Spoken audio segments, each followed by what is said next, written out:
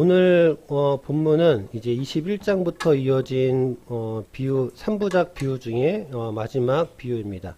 이 비유 3부작은 모두 동일한 주제를 갖고 있습니다. 누가 하나님의 백성인가 하는 주제입니다.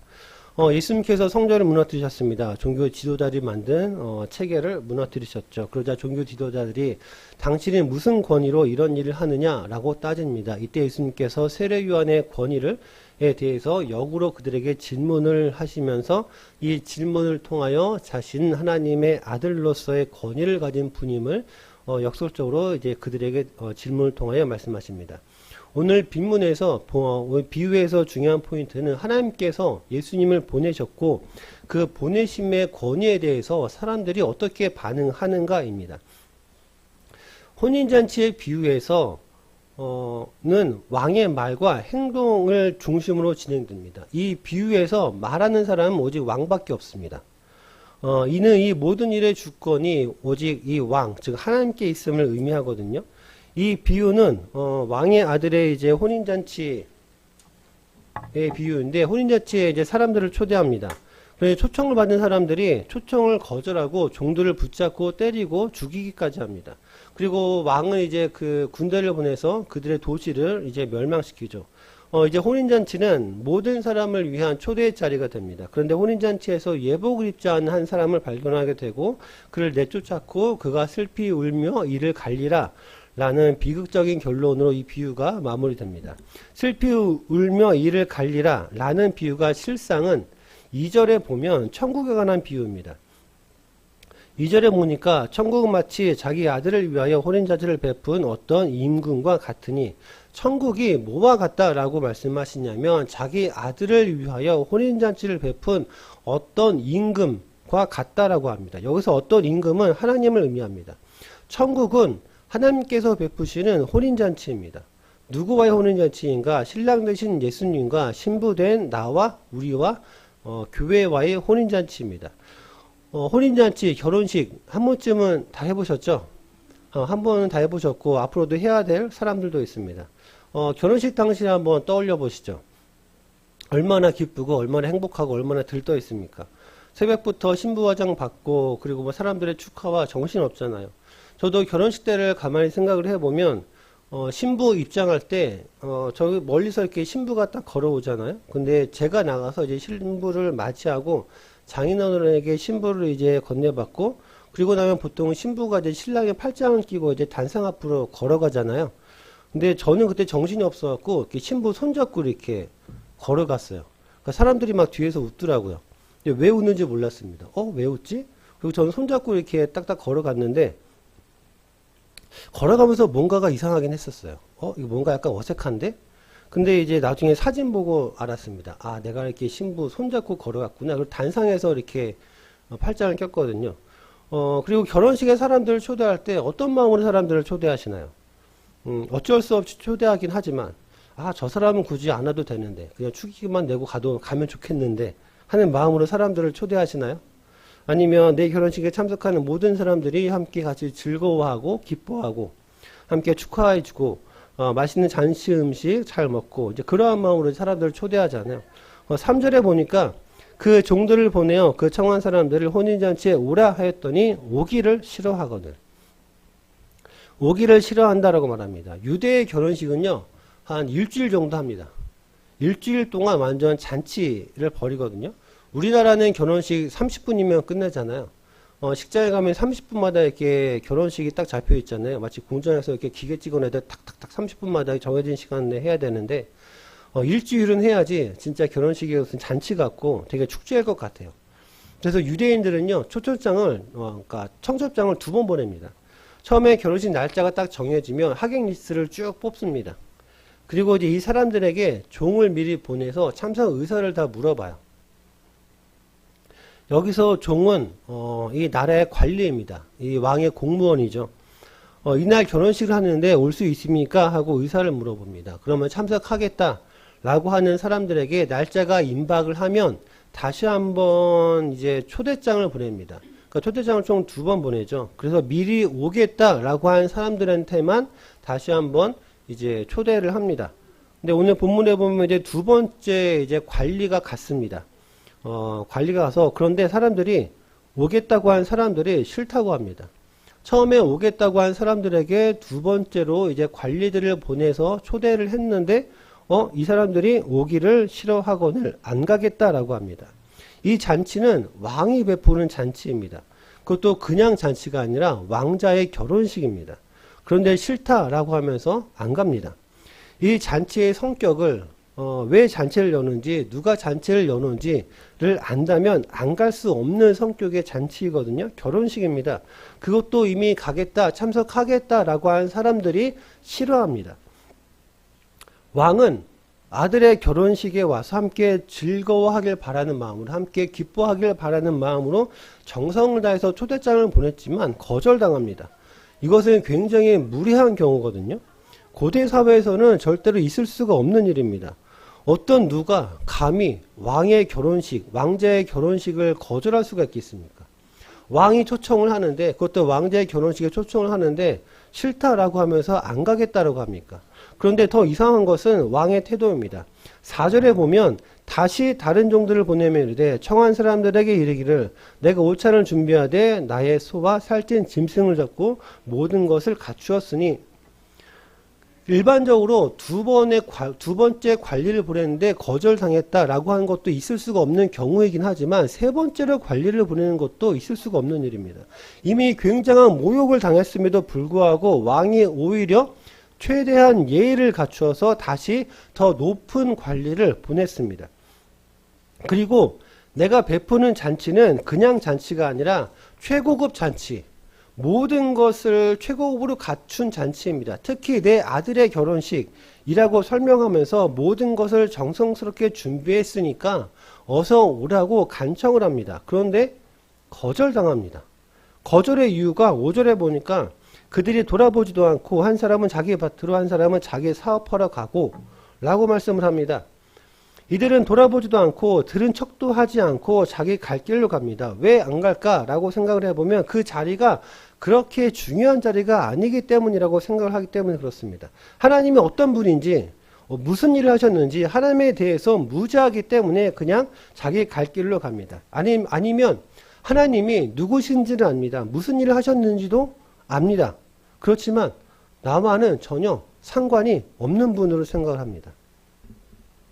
그러니까 내 삶에 아무런 영향을 미치지 못한다라는 거죠. 내 생각의 변화나 내 마음의 변화나 내 일상의 변화를 줄 정도로 하나님이 나에게 영향력이 있는 분도 아니고 그렇게 가치가 있는 분도 아닙니다. 나에게는 하나님보다 더 가치 있고 중요한 일들이 많습니다. 더 가치 있고 중요한 일들이라고 해서 굉장히 특별한 일이 아닙니다.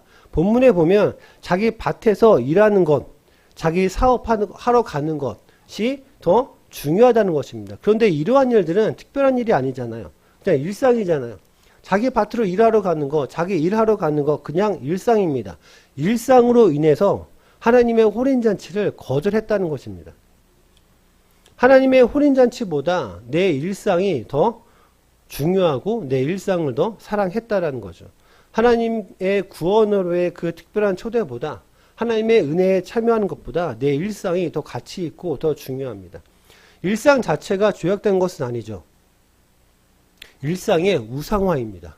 일상의 우상화. 하나님께서 주신 복이 내 삶에서 하나님보다 더 커질 때, 그래서 하나님과 나를 가로막는 장애물이 될 때, 하나님의 역사는요, 어떤 특별한 일을 통해서 이루어지지 않습니다. 내 일상을 통해서 이루어집니다. 하나님의 은혜는, 하나님의 역사는 내 일상을 통해서 나에게 임합니다. 하나님의 역사는 굉장히 특별한 어떤 1년 중에 몇 날 며칠만 통해서 이루어지지 않습니다. 내 일상을 통해서 하나님의 역사가 이루어지고 있습니다. 하나님의 구원의 은혜에 참여하고 있다는 것, 내가 하나님의 구원의 은혜 안에 살아가고 있다는 것, 내가 구원의 은혜를 전하는, 그리고 구원의 은혜를 나타내고 있는 일상을 지금 살아가고 있는 것입니다. 하나님께서 주신 구원의 은혜로 내가 살아가고 있는 것이 일상입니다. 그러니까 내 일상의 가치와 의미가 달라졌다는 것입니다. 결혼식에서 중요한 것 중에 하나가 음식이죠. 결혼식장이 아무리 예쁘고 좋아도 음식이 맛이 없으면 그냥 그 결혼식 그냥 뭐 그랬어 라고 우리가 생각을 합니다. 그래서 미리 먹어도 보고 음식이 식장을 결정하는 중요한 요소 중에 하나이기도 합니다. 그러니까 왕이 직접 준비한 결혼잔치입니다. 그러니까 얼마나 정성 들여서 얼마나 좋은 것들로 준비했겠습니까? 또 얼마나 맛있는 음식들로 준비했겠습니까?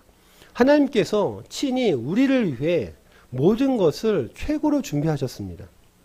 때에 따라서 필요한 것들을 주시고 때로는 풍족하게 주시기도 하고 때로는 만나를 주셔서 조금 서운하고 힘들기도 하지만 그렇지만 하나님께서 우리에게 한없는 은혜를 우리에게 부어주고 계십니다. 그런데 그것을 누리려면 최고의 음식을 맛있게 먹으려면 좋은 것들을 누리려면 혼인잔치에 참여해야 합니다. 혼인잔치에 내가 참여해야지 모든 것들을 우리가 누릴 수가 있습니다.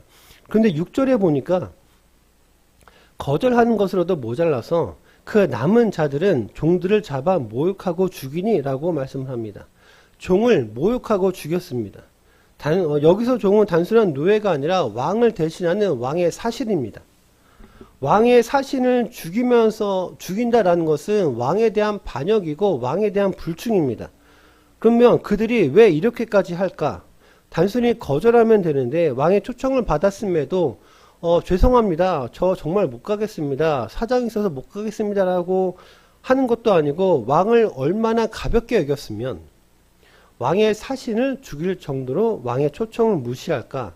이들이 정말로 무력으로 왕을 이길 것을 여겼나는 생각도 듭니다.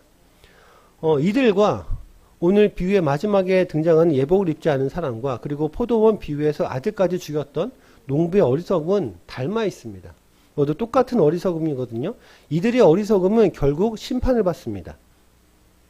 7절에 보니까 임금이 노하여 군대를 보내어 그 살인한 자들을 진멸하고 그 동네를 불사르고, 그러니까 왕이 종들까지 죽이자 군대를 보내서 이들을 철저하게 심판합니다. 초청받았던 자들에서 이들이 살인한 자들은 호칭이 바뀌었습니다. 왕이 초청하고자 했던 초청받았던 사람들에게서 7절에 보니까 그 살인한 자들이라고 호칭이 변했습니다. 그런데 왕이요 동네까지 진멸합니다. 그들의 도시 자체를 아예 없애버립니다. 그리고 잔치를 강행합니다. 혼인잔치를 계속해서 이어가거든요. 이 잔치는 천국잔치입니다. 하나님의 구원으로서의 초대이거든요. 이 잔치를 거절했던 첫 번째 초대받았던 사람들, 즉 이스라엘로 인해서 이제 하나님의 초대가 길거리로 흘러가는 전환점이 됩니다.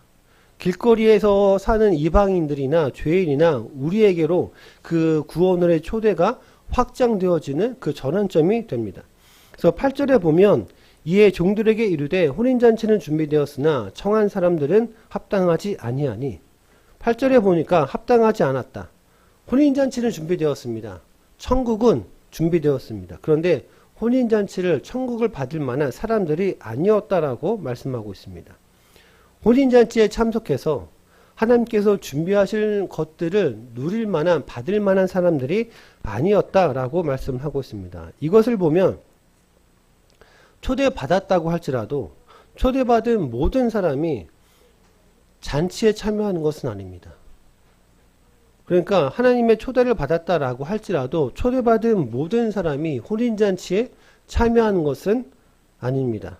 그러자 왕이 9절 10절에 보면 내거리 길에 나가서 사람을 만나는 대로 혼인잔치에 청하여 오라 한데 종들이 길에 나가 악한 자나 선한 자나 만나는 데도 모두 데려오니 혼인잔치에 손님들이 가득한지라.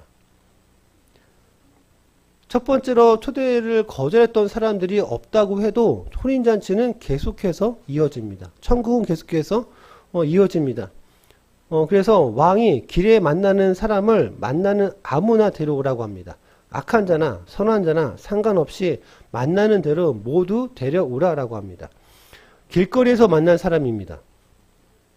초대할 때 길거리에서 사람을 만납니다. 그러면 그 사람이 선한 사람인지 악한 사람인지 물어보고 초대하는 것은 아니지 않습니까? 길에서 만나는 모든 사람 그냥 아무나 다 초대합니다. 그 사람이 어떤 사람인지 모르죠. 그 사람이 선한 사람인지 악한 사람인지 모릅니다. 하나님의 혼인잔치에 악한 자와 선한 자가 섞여 있습니다. 근데 마태복음 7장에 보면 선한 열매와 악한 열매가 섞여 있고, 마태복음 13장에 보면 알곡과 가라지가 섞여 있고, 그물 안에 좋은 물고기와 나쁜 물고기가 섞여 있다라고 하실 말씀과 같은 맥락입니다. 혼인잔치에 선한 자와 악한 자가 섞여 있습니다. 그런데 이들이 언제 구분되느냐? 마지막 때에 구분됩니다. 그럼 악한 자는 누구이며 선한 자는 누구인지 어떻게 알 수 있습니까? 겉모습만 보면 모르죠. 길에서 만난 아무나를 데려왔는데 그 사람이 선한 사람인지 악한 사람인지 겉모습만 보고는 모르지 않습니까? 그러면 내가 악한 사람이고 선한 사람인지 누가 판단하겠습니까? 내가 악한 사람인지 선한 사람인지 그것을 누가 판단하느냐? 우리는요, 스스로를 선한 사람이라고 생각합니다. 나는 항상 옳고, 나는 모든 것이 내 방식대로, 내 스타일대로, 내가 원하는 대로 모든 것이 이루어져야지 그것이 옳은 방법이라고 생각을 합니다. 그래서 자기 잘못은 잘 모릅니다. 항상 나 때문이야가 아니라 너 때문이야를 말합니다. 나는 잘하려고 했는데 당신 때문에, 나는 노력했는데 당신 때문에, 나는 당신 때문에 상처받았어, 나는 당신 때문에 힘들어. 항상 우리는 너 때문이야 라는 태도로 인생을 살아갑니다. 내가 먼저 하기 제일 어려운 관계가 어떤 관계일까요? 내가 먼저 라고 하기가 어려운 관계, 내가 먼저 사과하고 내가 먼저 이해하고 내가 먼저 사랑하기가 제일 어려운 관계. 생각을 해보면 제일 가까운 사이가 아닌가 싶어요. 매일 봐야 하는 사이인데 싸웠어요. 관계가 어색해졌습니다. 내가 먼저 사과하면 왠지 지는 것 같고, 내가 먼저 용서하면 괜히 자존심 상하고, 제일 가까운 사이임에도 불구하고 자기 위주로 생각하잖아요. 그래서 우리는 자기 자신을 옳게 판단할 수 없습니다. 내가 선한 사람인지 악한 사람인지 나 스스로는 그것을 옳게 판단할 수 없습니다. 그래서 우리를 판단하시는 분이 계십니다. 기준을 세우고 구분을 하는 것은요, 종이 할 일이 아닙니다. 왕이 할 일입니다. 왕이 구분하고 왕이 판단하는 일입니다. 그래서 왕이 직접 구분하고 판단합니다. 11절에 보면 임금이 손님들을 보러 들어올 때 거기서 예복을 입지 않은 한 사람을 보고, 결혼식이 시작되었습니다. 그리고 왕이 직접 손님들을 살펴봅니다. 11절에 보면 임금이 손님들을 보러 할 때 그 보러는요, 의도와 목적을 가지고 어떤 손님들이 왔나 주의 깊게 살펴본다라는 의미입니다. 그러다가 예복을 입지 않은 한 사람을 보게 됩니다. 모두 예복을 입고 있는데 이 사람만 입지 않고 있습니다. 물어보죠. 너는 어찌하여 예복을 입지 않고 있느냐? 라고 물어보는데 그 사람이 아무런 말도 하지 못합니다.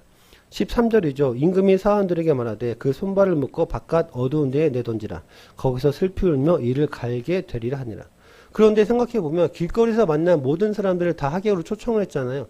길거리에서 일상복을 입고 가는데 뭐 추리닝을 입고 있을 수도 있고, 누구는 작업복을 입고 있을 수도 있고, 누구는 일상복을 입고 있을 텐데, 혼인잔치에 초대되었다고 해서 모든 사람이 예복을 항상 지참하고 다닌 것은 아니잖아요.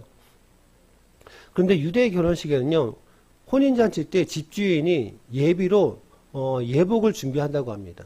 그 여벌로 예복을 미리 준비한다라고 하죠. 그래서 길거리에서 만난 모든 사람들을 데려왔을 때 이 왕이 준비한 예복들을 다 이제 건네줬다라는 겁니다. 그런데 예복을 입지 않는 한 사람을 보고, 이 사람은 본인이 입지 않았기 때문에 아무런 말도 못합니다. 예복을 준비해서 건네줬습니다. 그런데 이 사람이 입지 않았습니다. 왕의 혼인잔치는 비유죠. 여기서 예복이 무엇을 비유하는지, 예복을 입지 않았다는 것이 어떤 의미인지가 중요합니다. 예복을 입지 않았다라는 이유만으로 혼인잔치에서 쫓겨났습니다. 그냥 쫓겨난 것도 아니고 손발을 묶고 바깥 어두운 데에 내던지라. 거기서 슬피 울며 이를 갈게 되리라. 이 의미가요, 슬피 울며 이를 갈게 되리라 라는 그 의미가 누가복음 16장에 기록된 거지와 나사로의 부자의 이야기를 생각하시면 됩니다. 나사로는 천국에 가고 부자는 지옥에 갔습니다. 거기서 부자가 너무 괴로워서 아브라함에게 나사로를 보내어 그 손가락 끝에 물을 찍어 내 혀를 서늘하게 하소서. 내가 이 불꽃 가운데에서 괴로워하나이다. 그러니까 손가락 끝에 물 한 방울만 찍어서 내 혀를 좀 적셔주세요. 슬피 울며 이를 갈게 되리라 라는 것은 그러한 고통과 그러한 아픔을 이야기합니다. 단지 옷을 안 입었을 뿐입니다. 예복을 안 입었을 뿐인데 손발이 묶여 가장 바깥 어두운 곳으로 쫓겨났습니다. 거기서 슬피 울며 이를 간다라고 하는데 이는 인간의 극심한 고통을 의미합니다. 왕의 혼인잔치에서 왕이 요구했던 것은 예복이었습니다. 예복을 입어라. 그런데 왕이 직접 준비한 이 예복을 입지 않았습니다.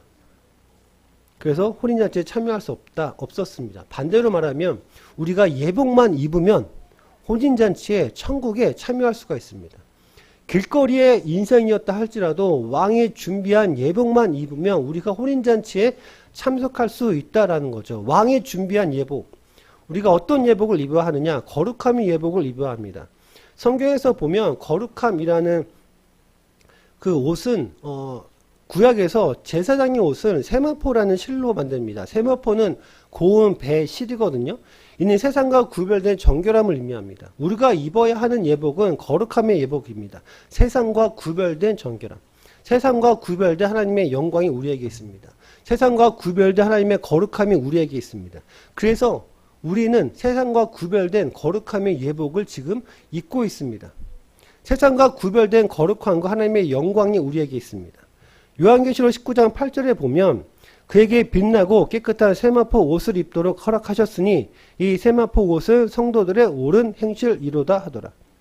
신부가 입는 옷으로서 의로운 행실, 옳은 행실, 의의 열매를 맺기 위해서 하나님 나라에 합당한 거룩한 삶의 열매, 즉 세마포 옷을 입어라 라고 말씀을 하고 있습니다. 이 세마포 옷은 성도들의 옳은 행실, 거룩한 행실, 구별된 말과 행동과 삶을 의미합니다. 예복을 입어야 한다는 건 거룩한 삶의 열매가 있어야 한다는 것입니다. 거룩한 삶의 열매, 존중의 관계, 옳은 행실, 거룩한 구별, 세상과 섞이지 않은 삶의 가치관이 우리에게 있습니다. 삶의 기준이 우리에게 있어야 한다는 것이죠. 세상과 구별된 성도들의 거룩한 옳은 행실은 구원에 이르는 행실이 아니라 구원받은 자의 당연한 마땅한 행실입니다.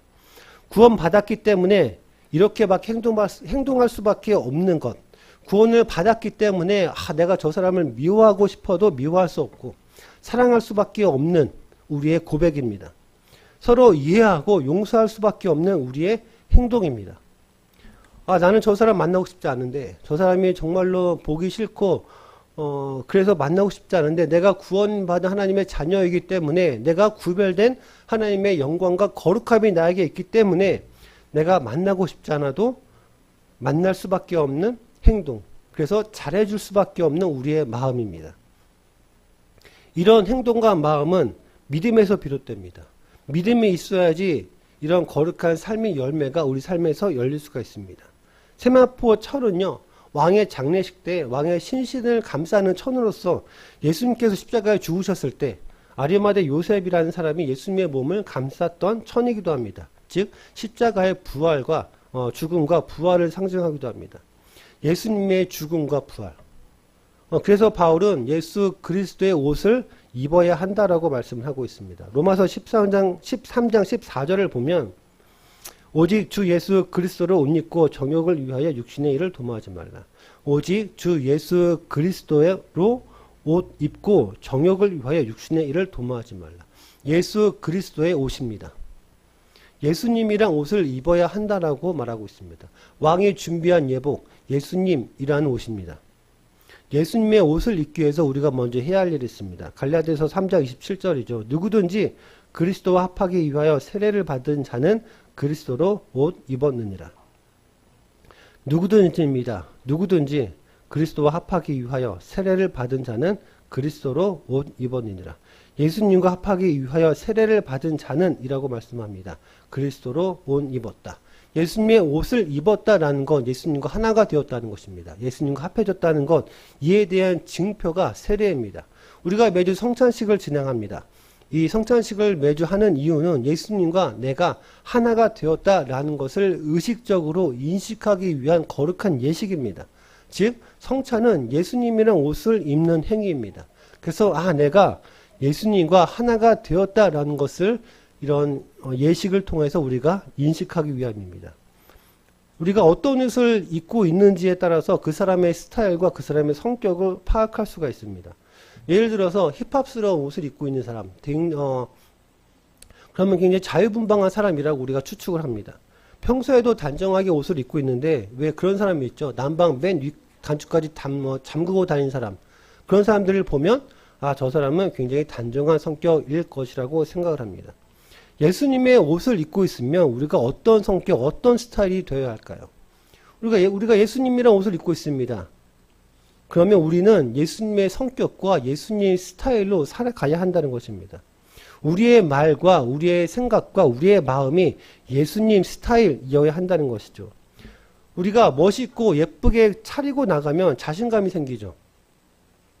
내가 스스로 멋있는 사람 같고 어깨가 좀 올라가고 하잖아요. 스타일이 괜찮으면 아, 나 오늘 좀 괜찮네? 라고 하면서 어깨가 올라가고 하지 않나요? 반대로 입을 옷이 없거나 스타일이 이상하면 굉장히 외출하기도 싫고 막 그러잖아요. 어느 CF에서 부부가 외출 준비를 하는데 남자들은 금방 준비하죠. 남자들은 금방 준비하고 현관에서 기다리고 있습니다. 아내를 기다리고 있는데 옷이 안 나와요. 아, 그 아내가 안 나와요. 보니까 옷을 아내가 이만큼 쌓아두고서 아, 입을 옷이 없네? 나를 못 나가겠어 하는 부분도 있습니다. 그러니까 남편이 아, 야, 그냥 다 똑같아. 그냥 나가. 그러니까 아내가 나 안 나가 하는 장면도 있습니다. 내가 예수님이란 옷을 입고 있다는 것은요, 완전 고가 명품 브랜드 그 이상의 가치를 입고 있는 것과 마찬가지입니다. 어느 방송에 보니까요, 어느 한 연예인이 어느 옷 매장에 가서 자켓을 한번 입어보는데, 옷이 너무 편하대요. 옷이 완전 맞춤 같대요. 근데 가격을 보니까 2,200만 원이에요. 자켓 하나가 2,200이에요. 그러니까 그 사람이 그냥 옷을 막 이렇게 하다가 갑자기 겸손해져요. 옷을 이렇게 만지지도 못하고 벗는데요, 정말 조심스럽게 벗습니다. 그 옷을 2,200짜리 옷을 자켓을 입고 밖에 나가서 눈이나 비를 맞을 수 있겠습니까? 황사가 심하냐 그 자켓을 입고 나갈 수가 있겠습니까? 그 자켓을 입고 진흙탕에 구를 수가 있습니까? 식사하다가 김치국물 한 방으로 튄다면 그거 어떡할 거예요? 우리는요, 2천만 원이 뭡니까? 예수님이라는 옷은요, 하나님 브랜드에서 나온 절대로 가격을 매길 수 없는 옷입니다. 왜 우리가 거룩한 행실로 지켜야 합니까? 왜 내가 먼저 이해하고 먼저 용서하고 먼저 포용하고 받아들여야 합니까? 너 때문이야가 아니라 나 때문이야 라는 태도로 우리가 인생을 살아야 합니까? 힘들지 나 때문이야. 아프지 나 때문이야. 내가 상처 줘서 미안해. 내가 못나서 미안해.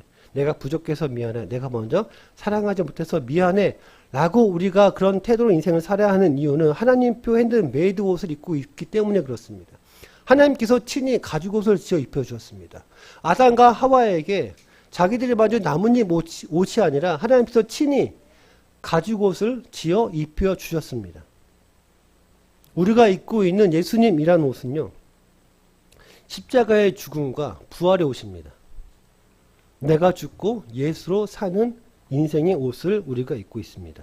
그래서 내가 먼저 너 때문이야가 나 때문이야 라고 할 수가 있습니다. 우리가요, 예수님 옷을 입기 전까지는 길거리 인생이었습니다. 길거리에서 죄악된 인생이었고, 길거리에서 아픈 인생이었고, 길거리에서 괴로운 인생이었습니다. 악한 인생이었고, 하나님의 구원의 은혜에 참여하지 못하는 악한 일상에 가치를 두는 삶이었습니다. 열매가 없는 악한 농부였습니다. 그런데 길거리에서 초청을 받게 되었습니다. 그리고 예수님의 옷을 입게 되었습니다. 왕이 직접 준비한 예복을 입었습니다. 예수님 옷을 입은 후에는 왕의 잔치에 참여하는 결혼식의 주인공이 되는 우리가 기품 있고 교양이 있는 사람이 되었습니다. 급이 한참 높아진 사람이 되었다라는 거죠. 거룩한 삶의 열매가 있는 무화과 나무가 되었다라는 것입니다. 우리가 입고 있는 옷은요, 하나님이 어떤 분인지를 생각나게 하는 옷입니다. 동전의 앞면과 뒷면과 같습니다. 예수님의 옷을 입고 있는 사람은 예수님 스타일대로 살 수밖에 없습니다. 예복을 입지 않아서 쫓겨난 사람에게 가혹하다라고 할 수 있죠. 그런데 이 사람은 끝까지 왕의 호의를 거절하고 내 방식대로 잔치에 참여한 사람입니다. 예수님 옷을 입지 않고 자기 자신의 옷을 입고 혼인잔치에 참여했기 때문에 마지막 때 갈아지는 결국 속가내줄 수밖에 없습니다. 예수님 옷을 입지 않았다는 것, 예복을 입지 않았다는 것은 예수님의 십자가의 공로를 거부했다는 것입니다. 하나님의 은혜와 예수님의 의와 공로를 거절했다는 것. 그렇기 때문에 이 사람은 심판을 받아서 내쫓겨서 슬피 웃며 이를 갈게 됩니다. 왕이 주신 예복을 입은 사람은 예수님의 의와 공로를 입은 사람입니다. 그러니 반드시 그 옷에 걸맞는 삶이 나타날 수밖에 없습니다. 14절에 보면 청함을 받은 자는 많되 택함을 입은 자는 적으니라. 청함이 곧 택함은 아닙니다. 청함이 곧 택함은 아닙니다. 청함을 받은 자는 많지만 택함을 입은 자는, 예복을 입은 자는 적으니라. 혼인잔치에 아무나 초대를 받습니다. 그러나 택함을 입은 자는 적으니라. 예수님 옷을 입은 자는 적습니다. 3부작 비유의 결론은요. 청함은 곧 초대이고 택함은 예수님을 입는 것입니다. 청함을 받았다, 초대를 받았다라고 해서 예수님 옷을 모든 사람이 입는 것은 아닙니다. 초대는 누구나 받습니다. 그러나 택함은 예수님의 의를 입은 자만이, 그 옷을 입은 사람만 반드시 그 삶을 살 수밖에 없습니다. 우리는 길거리에서 캐스팅된 사람들입니다. 길거리 인생이었다가 택함을 받은 사람, 캐스팅된 사람들입니다. 자격 없는 우리에게 하나님은 예수님이라는 최고의 예복을 우리에게 주셨습니다. 주셨으니 우리는 입어야 합니다. 이 옷이 너무나 고귀해서 이 옷을 입고는 예전으로 다시 돌아가서 살 수는 없습니다. 예수님 옷을 입은 사람은 다시는 자기 스타일대로 살 수가 없다라는 거죠. 예수님 스타일대로 살 수밖에 없습니다. 옷은 곧 스타일을 정합니다. 오늘 우리는 어떤 옷을 입고 있습니까? 예수님 옷을 입고 예수님 스타일대로 사는 한 주간의 되기를 주님의 이름으로 축원드립니다.